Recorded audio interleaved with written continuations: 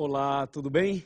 Que maravilha! Estamos aqui para mais um estudo da Palavra de Deus. Essa série, A Verdade, tenho certeza está sendo uma bênção e continuará sendo uma bênção para você e para mim também. Seja muito bem-vindo e que a bênção de Deus esteja na sua vida. O tema de hoje, a verdade sobre a origem do mal.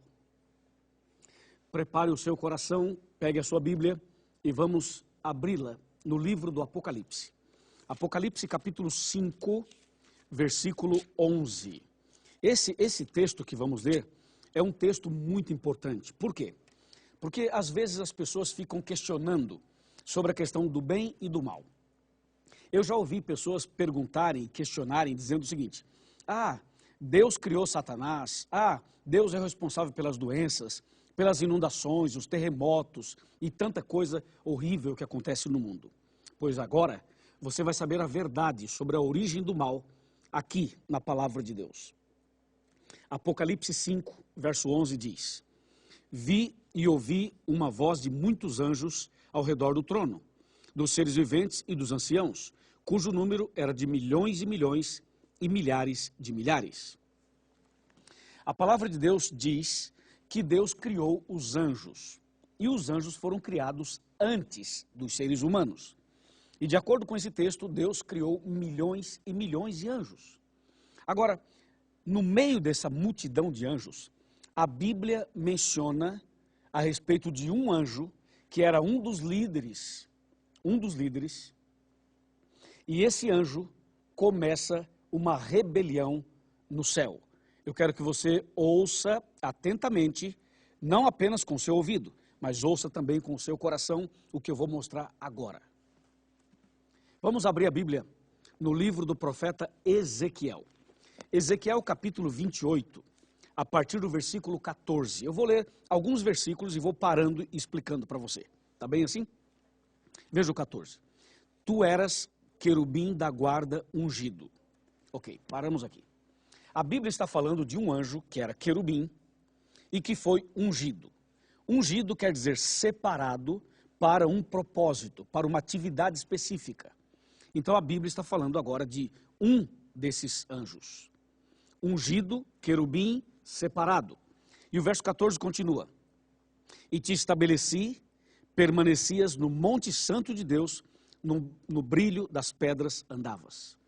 Esse texto mostra que esse querubim ungido, a atividade dele era ao redor do trono de Deus. Era ali, pertinho do trono de Deus. Portanto, estou falando de um anjo que tinha uma posição elevadíssima. Elevadíssima. No verso 14 fala que ele permanecia no monte santo de Deus. Certo? Agora veja o verso 15. O verso 15 é o seguinte: que anjo era esse? O que aconteceu com esse anjo? Nós vamos ler o verso 15 e depois vamos ler o 16 também e talvez o 17.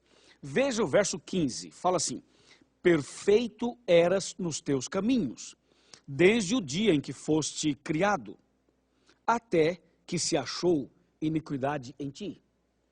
Aqui tem duas coisas importantes. A primeira é que a Bíblia fala que ele era perfeito, confirmando que tudo que Deus faz é perfeito. Segundo, até que se achou iniquidade em ti.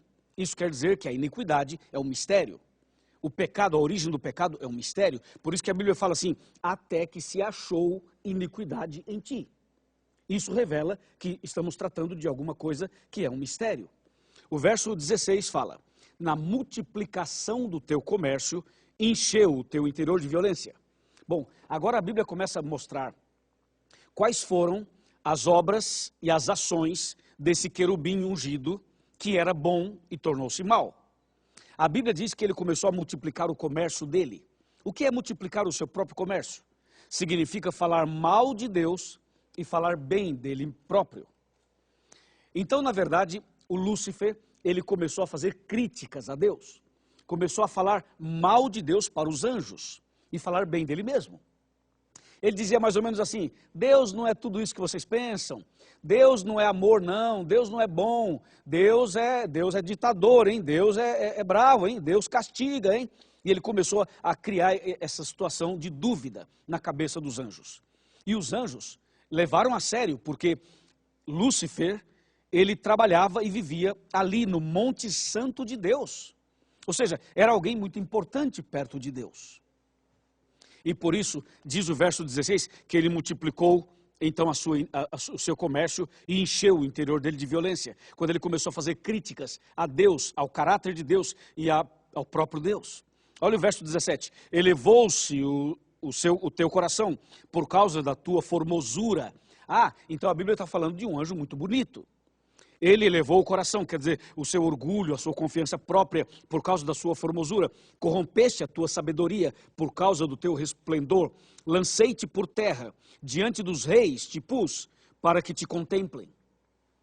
Ou seja, a Bíblia está falando que esse anjo começou a criar no céu esse conflito, essa batalha, essa confusão.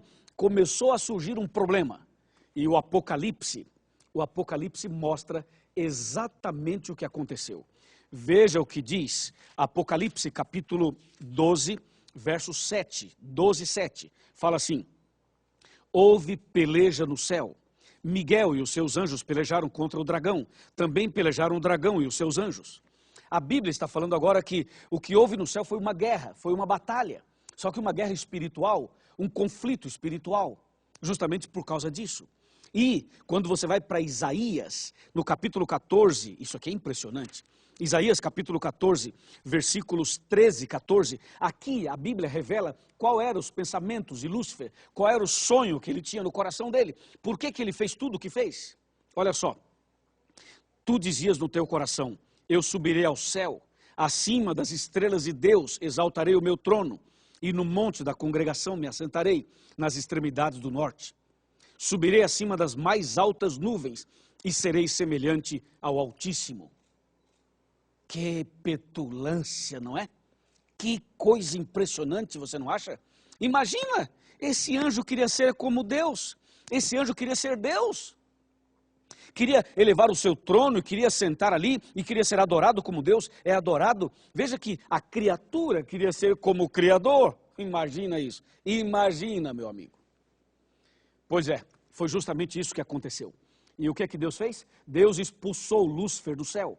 E quando expulsou Lúcifer do céu, você pode ver aqui, a Bíblia diz em Apocalipse capítulo 12, versos 3 e 4, que Deus expulsou Lúcifer do céu, e não somente Lúcifer, expulsou também 1/3 dos anjos. 1/3. Sabe o que significa 1/3? Significa que de cada 3 anjos, 1 ficou do lado de Lúcifer. E não só ficou do lado dele, de cada 3 anjos, 1 virou demônio. A coisa foi séria, muito séria. Bem, e aí? Deus expulsou então do céu. E Lúcifer com 1/3 dos anjos vieram para a terra, caíram aqui. E a primeira coisa que eles fizeram, o Lúcifer e a sua equipe de anjos maus, a primeira coisa que fizeram foi tentar Adão e Eva. Exatamente o que está escrito em Gênesis capítulo 3, versos de 1 a 10. O diabo usou uma cobra, e essa cobra foi o médium, o intermediário, para conversar com a Eva. E usando uma cobra, Satanás enganou a Eva. E, consequentemente, também chegou até o Adão. E o primeiro casal aceitou as propostas do mal. E caiu, e pecou. Então, veja, Lúcifer e 1/3 dos anjos do céu caíram. E agora, os 2 primeiros seres humanos também caíram no mesmo erro e no mesmo pecado. Consequentemente, a Bíblia diz que o pecado entrou na vida humana, mas entrou de uma maneira terrível. E você sabe quais foram as consequências do pecado? E quais são? É só você olhar um hospital. Veja os hospitais como estão lotados. Vejam as cadeias como estão cheias. Veja, por exemplo, a vida das pessoas, dos casais, das famílias. Veja, as pessoas são infelizes, as pessoas têm conflitos, as pessoas têm doenças, as pessoas têm depressão, têm estresse, têm desejos maus no coração. Veja quanta coisa o pecado trouxe. O pecado trouxe consequências como terremoto, maremoto, tsunamis. O pecado trouxe coisas tão horríveis, tão horríveis. Mas a principal, o mais horrível de todos, é o que diz Gênesis capítulo 3. Diz que o pecado separou o homem de Deus. O pecado separou o homem de Deus de tal maneira, que o homem não pôde mais ver a Deus e nem sequer ouvir a voz de Deus. O pecado é tão maligno, tão nojento, tão terrível. E agora, tem solução para esse problema ou não tem? Claro que tem. Eu vou te mostrar qual é a solução. Para isso, eu vou sentar aqui na minha cadeira e quero mostrar a você a solução de Deus para o problema do pecado. Vamos sentar e vamos conversar. Lembre-se que quando eu sento aqui, significa que eu estou na sua casa. Estamos na sua casa, na sala da sua casa, ok? E aí queremos conversar um pouco mais com você. Tá tudo bem? Tudo preparado? Veja só. A Bíblia diz em Romanos 6, 23. Você conhece o texto? Eu vou falar para você. O Romanos 6, 23 fala assim: porque o salário do pecado é a morte. Mas o dom gratuito de Deus é a vida eterna em Cristo Jesus, nosso Senhor. Qual foi a solução de Deus para o problema do pecado? Primeiro detalhe, Deus expulsou Satanás do céu e os anjos maus, e Deus deixou o tempo passar. Sabe por quê? Deus queria que as pessoas vissem quem é Deus e quem é Satanás, o caráter do bem e o caráter do mal. Por isso Deus deixou passar o tempo. Se Deus o matasse, então ficaria configurada e confirmada a acusação de Lúcifer. Porque Lúcifer acusava Deus de assassino, de mau, ditador e tudo isso. Então Deus não o matou, deixou que as pessoas percebessem quem é Deus e quem é Satanás. E aí o que é que Deus fez? Deus veio a essa terra. Isso é espetacular. Deus veio a essa terra e Deus disse o seguinte: o salário do pecado é a morte, mas eu amo meus filhos, os seres humanos, eu amo tanto, tanto, tanto, que ao invés dos meus filhos morrerem eternamente, eu vou morrer no lugar deles, eu vou tomar o lugar deles. E isso o diabo não esperava. O diabo pensava o seguinte: eu vou botar o Adão e a Eva no pecado e vou ficar na esquina, só olhando, dando gargalhadas. E eu quero ver o que Deus vai fazer. Por quê? Porque Adão e Eva pecaram, Deus tem que matá-los, porque Deus disse que se eles comessem do fruto, eles morreriam, se eles pecassem, eles morreriam. Aí Deus, eles pecaram, vai lá, mata eles agora. O diabo ficou esperando que Deus matasse. E se Deus matasse Adão e Eva, o diabo diria assim: aham, viu só? Como você é assassino? Só porque ele comeu uma fruta, você já matou os dois. Entendeu? E se Deus não matasse Adão e Eva, o diabo diria assim: ah é? Não vai matar não? Aham, então você não tem palavra. Porque você falou que se eles comessem, eles morreriam. Eles comeram e não morreram. Você entendeu a encruzilhada que o diabo tentou colocar Deus? Foi aí. Só que o diabo não sabia que Deus é tão tremendo, tão extraordinário, que Deus falou o seguinte: ok, então eu vou morrer no lugar do homem. Esse Deus não é brincadeira não. Você viu o que Deus fez? Deus falou assim: ok, então tá bom, eu vou morrer no lugar do homem. E foi aí que Deus colocou em prática o plano que ele já tinha há muito tempo, que é o plano da salvação. E foi por isso que Jesus veio a essa terra, nasceu da Virgem Maria e morreu na cruz por nós, para nos livrar da morte eterna. E lá no Éden, sabe quem morreu no lugar de Adão e Eva? Um cordeirinho. Aquele cordeirinho já era uma representação de Jesus, o Cordeiro de Deus que tira o pecado do mundo. Por isso, eu amo a Jesus, porque Jesus fez por mim algo impressionante. E você também ama Jesus, não ama? Porque ele fez por você algo impressionante. Em breve, Jesus vai voltar e todo o mal será arrancado pela raiz. E Deus vai dar para mim e para você um novo céu e uma nova terra. E o diabo e os anjos maus serão queimados, eliminados com fogo e enxofre, e todo o mal será eliminado.